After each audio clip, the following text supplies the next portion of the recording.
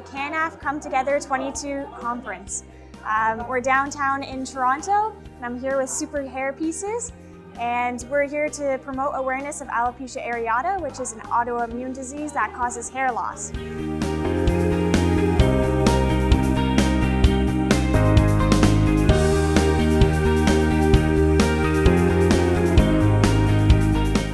Supporting each other is really important for us, and getting information out there, letting people know who we are and what we do, and that we're here for you if you need information about alopecia, and we'll help you in any way that we can. When I was in grade 6, I got diagnosed with alopecia. I pretty much lost all my hair throughout like middle school and stuff.